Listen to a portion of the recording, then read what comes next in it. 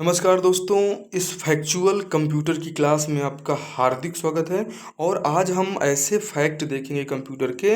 इससे पहले दोस्तों आपने इसकी पहले वाली वीडियो नहीं देखा है तो आप ज़रूर उसमें देख लीजिए, जिसमें हमने सीपीयू के बारे में बहुत अच्छे से चर्चा की है, जिसमें हमने इंटरनेट के बारे में पूरी चर्चा की है। सीपीयू के जितने भी भाग हैं, कंट्रोल यूनिट आप इसका देखते हैं, एएलयू आप इसे देखते हैं, इन सभी चीज़ों के बारे में अच्छे से बताया गया है। और इंटरनेट आदि के बारे में उसमें पूरा अच्छी तरीके से आपको समझाया गया है। वो वाली क्लास ज़रूर देखें और उसको देखने के बाद आप हमारी इस क्लास में आएँ, जहाँ पे आपको मालवेयर प्रोग्राम क्या होता है उसके बारे में आपको बताया जा रहा है। वायरस के बारे में बताया जाएगा, एंटीवायरस के बारे में इस क्लास में बताया जाएगा और बहुत शॉर्ट में, बहुत आराम से आपको समझ में आने वाला है। दोस्तों, ये जो मालवेयर प्रोग्राम होते हैं, यह एक ऐसे सॉफ्टवेयर प्रोग्राम होते हैं जिनका काम कंप्यूटर को हानि पहुंचाना होता है। अर्थात दोषपूर्ण जो सॉफ्टवेयर होते हैं, वो जो कंप्यूटर में बिना किसी जो है किसी को बताए ही इंटर कर जाते हैं, वही है हमारा जो है ये मालवेयर प्रोग्राम। और प्रमुख मालवेयर प्रोग्राम के बारे में पूछ लिया जाता है कि जो वायरस होता है, वार्म्स होते हैं, ट्रोजन होते हैं, स्पाईवेयर होते हैं, स्पैम होते हैं, ये सब प्रमुख मालवेयर प्रोग्राम ही हैं। ये वायरस भी एक मालवेयर प्रोग्राम है, वार्म्स भी प्रोग्राम है, ट्रोजन भी है, स्पाईवेयर है, स्पैम है। इन सभी के बारे में आपसे चर्चा की जाएगी। आप इस क्लास को अंत तक देखें, आपको बिल्कुल ये चीज़ें समझ में आने वाली हैं। ठीक है दोस्तों, आइए आ जाते हैं अब हम वायरस में।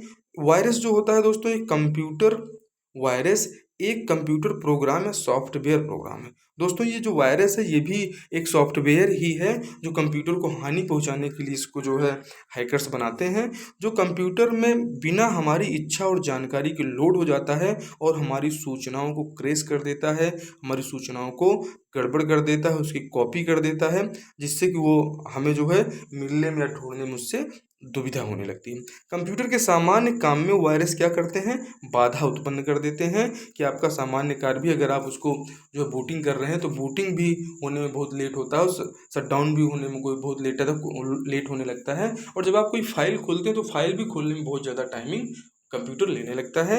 तो ये सब जो सामान्य कार्य हैं, सामान्य कार्य में ये वायरस, ये जो मेलवेयर प्रोग्राम्स हैं, ये सब बहुत ही हानिकारक होते हैं। भारत में दिखाई देने वाला पहला वायरस जो था, हैप्पी बर्थडे जोशी नाम का था। ये भारत में दिखाई देने वाला पहला क्या था? वायरस था। प्रथम IBM PC वायरस का नाम क्या था दोस्तों? ये पूछा जाता है, तो इसी का नाम था, प्रथम IBM PC वायरस का नाम था सीब्रेन। इसे आप जरूर याद रखिए। आइए हम इन वायरसों के बारे में समझते हैं कि कौन सा वायरस कहाँ से आया और कहाँ निर्मित हुआ। तो एक वायरस था दोस्तों, वंदे मातरम। ये वंदे मातरम नाम का वायरस भारत में निर्मित हुआ था। ये भी कंप्यूटर को बहुत ही नुकसान पहुंचाने वाला था। ये पूछ लिया जाता है चंगू मंगू नाम का वायरस, इसका निर्माण दोस्तों पाकिस्तान में हुआ था। ये मेलवेयर प्रोग्राम्स हैं, ये जो हमारे कंप्यूटर को नुकसान पहुंचाते हैं। और एक वायरस है आई लव यू। तो ये आई लव यू वायरस जो है, इसका इजाद दोस्तों इंडोनेशिया में हुआ था। और ये आई लव यू कह के आपके कंप्यूटर में एंटर करेगा, और जब ये आपसे प्यार तो नहीं करेगा, लेकिन आपसे कंप्यूटर से इतना प्यार करेगा कि सारी चीज़ों को गड़बड़ करके रख देगा। एक वायरस का नाम है 1260 वायरस। एक ये पॉलीमार्फिक वायरस था दोस्तों, जो कंप्यूटर को बहुत ही हानि पहुंचाता था। कुछ महत्वपूर्ण वायरस के बारे में आप जान लीजिए। इनका नाम code red, Melissa, Michelangelo, वान हाफ, मंकी, क्रिपर आदि ये सब वायरस के नाम है। और इनको ऐसे ही पूछ लिया जाता है कि निम्न में से कौन सा वायरस नहीं है। आपको तीन जो है वायरस के नाम नहीं रहेंगे, एक रहेगा। तो इन चीज़ों को आप याद रखिए और ये बहुत ही महत्वपूर्ण है, ये सीधे आपकी परीक्षा में देखने को मिलने वाले हैं।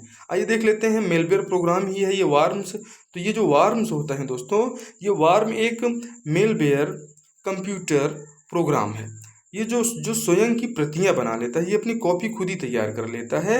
ये वार्म जो होते हैं, ये जो वार्म्स हैं, ये एक कंप्यूटर प्रोग्राम है जो स्वयं अपनी प्रतियां बना लेते हैं। और कुछ प्रमुख वार्म कंप्यूटर प्रोग्राम के बारे में देखें। एक वार्म कंप्यूटर प्रोग्राम था आई लव, एक का नाम था बगल, एक का नाम था ये मॉरिस और निमाडा। ये वार्म्स कंप्यूटर प्रोग्राम है, इनको आप जरूर याद रखिए। और एक ट्रोजन हॉर्स, ये भी एक कंप्यूटर का वायरस है जो स्वतः दूसरे कंप्यूटरों के प्रोग्राम से जुड़ जाता है। ये ट्रोजन हॉर्स बहुत ही खतरनाक था। इसमें ये अपने आप ही जो है, अगर आप यहाँ अपना पीसी लिए बैठे हैं तो ये आपके पीसी में स्वतः इंटर कर जाएगा और ये हानि आपको पहुँचाना प्रारंभ कर देगा। तो इसलिए हमें जो है इसी क्लास में आप एंटीवायरस के बारे में भी देखेंगे कि अगर ये वार्म्स या मेलवेयर प्रोग्राम वायरस आपके कंप्यूटर में आते हैं तो इन्हें हम किस एंटीवायरस से दूर कर सकते हैं और उनके बारे में भी जान सकते हैं। आइए आज आपको बहुत अच्छे से बताते हैं। दोस्तों, ये जो ट्रोजन मेलिसिस प्रोग्राम रिफ्लेक्ट नहीं करता है, ठीक है दोस्तों। जो ट्रोजन होता है ये मेलिसिस प्रोग्राम को रिफ्लेक्ट नहीं करता है। और ये जो वार्म्स हैं, प्रमुख वार्म्स के बारे में आप जान लीजिए। 0xs एक था, एक का नाम है रूटकिट, और ये चीज और ये बीस्ट।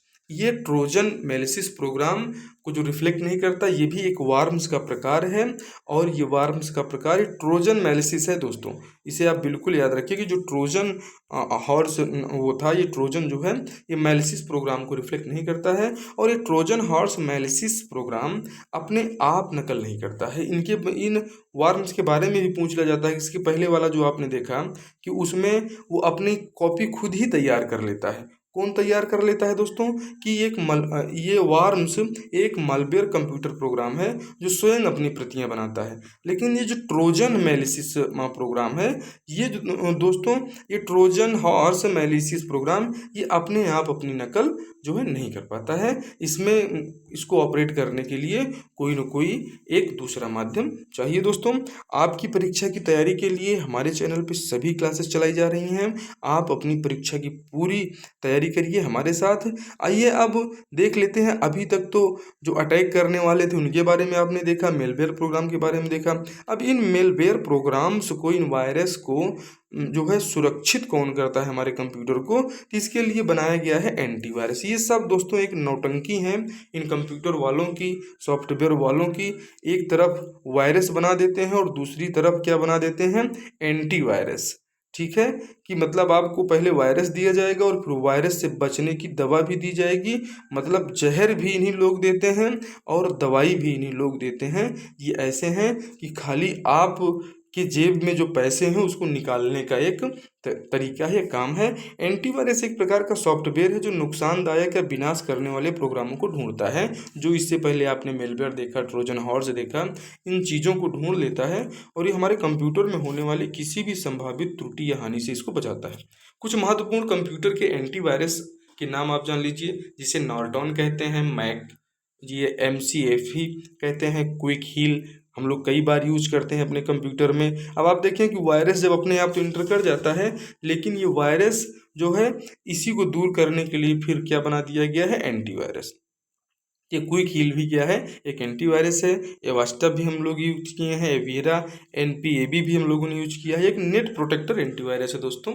इसका नाम एक पांडा होता है, एक बिट डिफेंडर होते हैं, एक ABG प्रोग्राम है। एक ये आप ये देखें कि ये जो हमारा सिंटैक है ये भी बहुत ही महत्वपूर्ण एंटीवायरस, बहुत अच्छा काम करता है।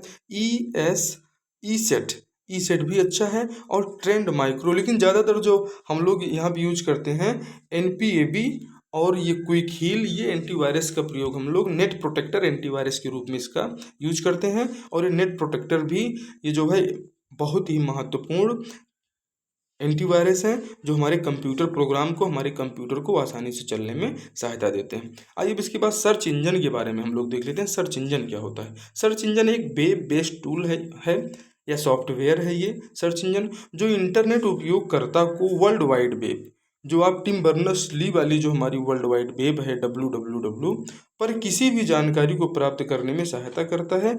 हिंदी में दोस्तों इसी को खोज इंजन कहा जाता है।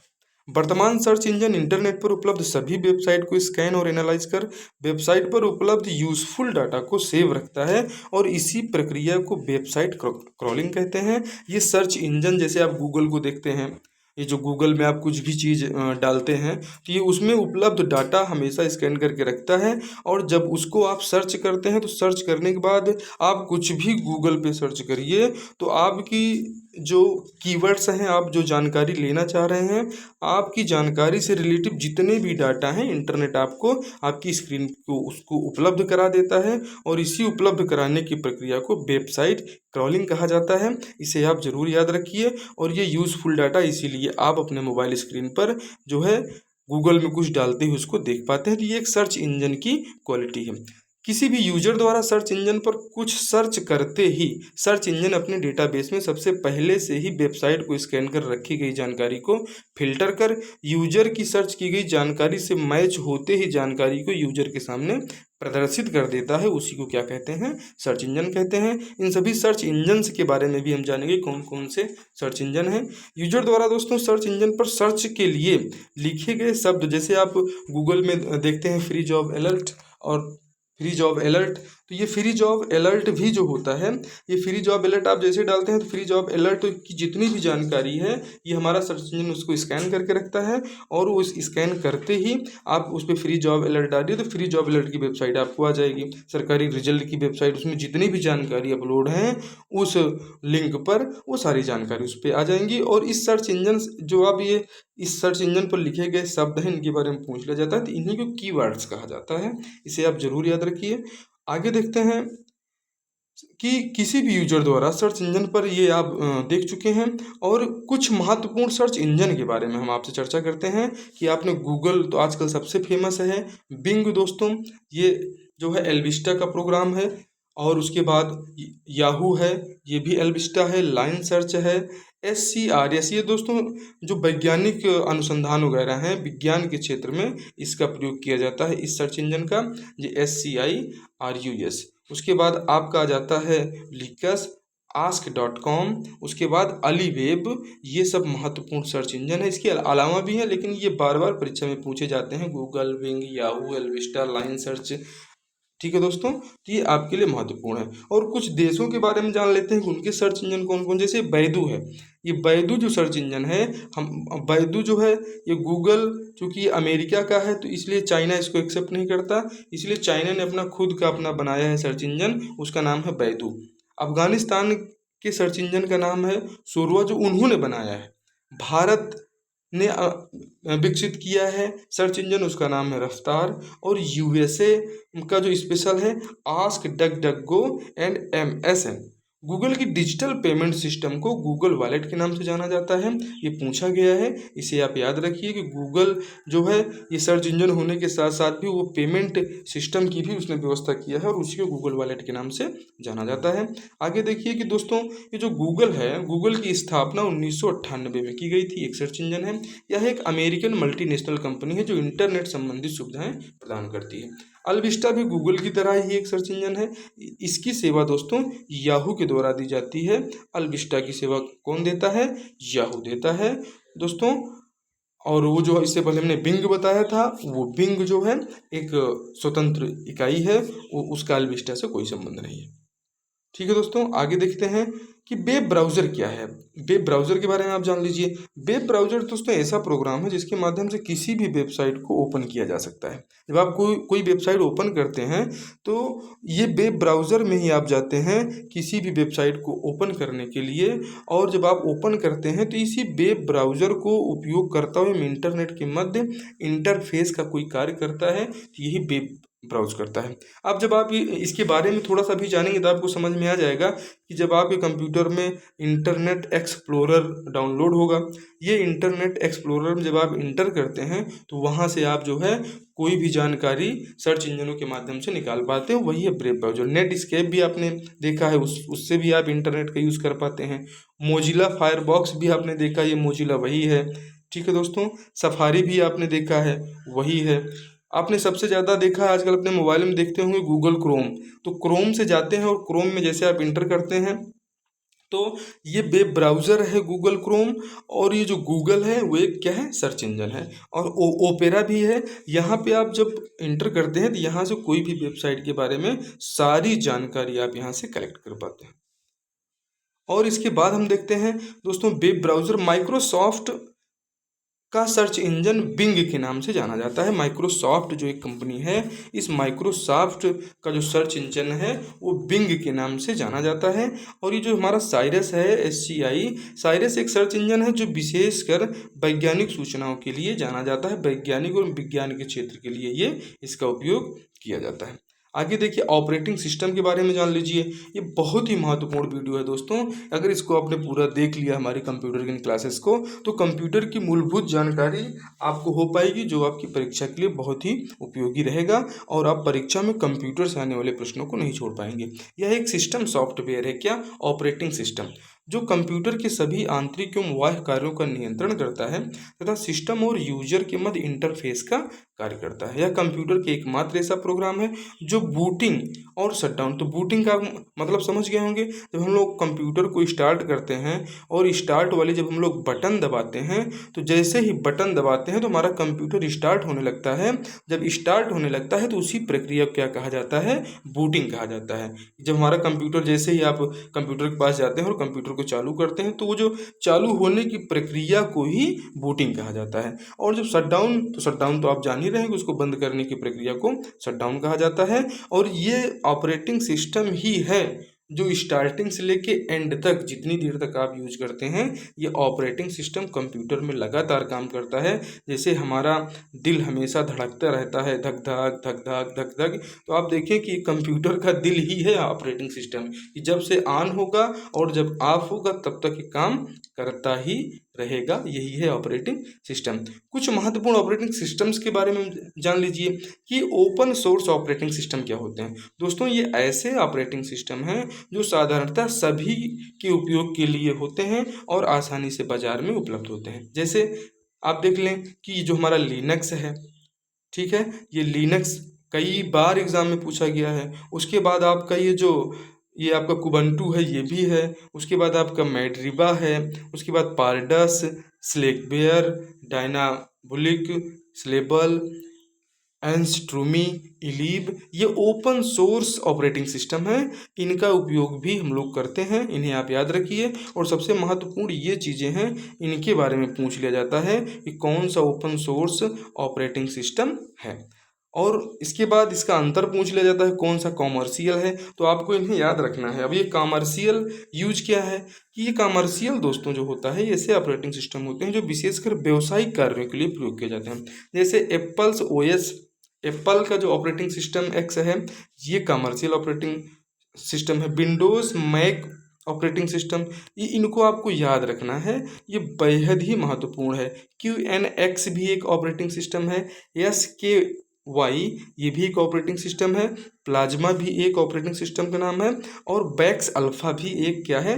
कमर्शियल ऑपरेटिंग सिस्टम है। आगे देखते हैं कि मोबाइल ऑपरेटिंग सिस्टम, जो मोबाइल आप चला रहे हो, जिस मोबाइल के माध्यम से आप ये हमारे वीडियोस को देख पा रहे हैं, तो ये इसके लिए भी ऑपरेटिंग सिस्टम है और ये एग्जाम में पूछ लिए जाते हैं। ऐसे ऑपरेटिंग सिस्टम जिनका उपयोग हम अपने मोबाइल फ़ोन में करते हैं। तो एंड्रॉयड, आप बोलते हैं ना कि हमें एंड्रॉयड मोबाइल लेना है, तो ये एंड्रॉयड क्या है? ये एंड्रॉयड मतलब ये उसके ऑपरेटिंग सिस्टम का नाम है। आप एप्पल iOS लेते हैं, एप्पल भी क्या है? एक ऑपरेटिंग सिस्टम है, साथ साथ में कंपनी है। आप बोलते हैं मैं ब्लैकबेरी का मोबाइल लिया, तो ये जो ब्लैकबेरी का मोबाइल है, ये भी क्या है? ऑपरेटिंग सिस्टम है। Windows operating system, Bada, Palm, बर्डिक्ट, सिम्बियन और मीगो, ये सब मोबाइल में प्रयोग किए जाने वाले ऑपरेटिंग सिस्टम्स हैं। इस वीडियो को आप 2 बार देखें, आपको ज़रूर ये चीज़ें याद हो जाएंगी। और चलते चलते हम लोग देख लेते हैं मॉनिटर व वीडियो। ठीक है दोस्तों, तो ये जो वीडियो मॉनिटर तो आप जान ही रहे हैं। तो ये जो हमारा वीडियो है, ये विजुअल डिस्प्ले यूनिट जो है हमारा, उसके बारे में भी आप समझ लीजिए कि डाटा मॉनिटर पर डिस्प्ले होता है। वह छोटे छोटे बिंदुओं से बना होता है जिसे पिक्सल या डॉट कहते हैं। आप जो वीडियो देख पा रहे हैं, इस वीडियो में भी ये वीडियो ऐसे नहीं, सब छोटे छोटे डॉट्स हैं। ये डॉट्स से ऐसे छोटे छोटे बिंदु हैं। अब आप देखते हैं, जब 144 में देखते हैं जो है, तो 144 में जब आप देखते हैं तो ये डॉट्स दूर दूर होते हैं। और जब आप वहीं 480 में देखने लगते हैं तो बहुत साफ आपको दिखाई देने लगता है। तो उसमें ये डॉट्स और नज़दीक हो जाते हैं, जिसके कारण से डाटा मॉनिटर पर डिस्प्ले होता है या छोटे छोटे बिंदुओं से बना होता है, जिसे पिक्सल या डॉट कहते हैं। ये पूछा गया है। एक वीडियो फ्रेम के तारतम्य से बना होता है। ये चीज़ें हैं, ये जो डॉट डॉट डॉट डॉट करके आता है, यही डॉट्स जो है, डॉट्स के रूप में हमारे मॉनिटर पर चीज़ें डिस्प्ले होती रहती हैं। और एक वीडियो फ्रेम के तारतम्य के रूप में आता है। डॉट पर इंच, डाट या पिक्सल जितने नज़दीक होते हैं चित्र की क्वालिटी उतनी अच्छी होती है। जिसका मापन कैसे किया जाता है, तो डाट पर इंच से।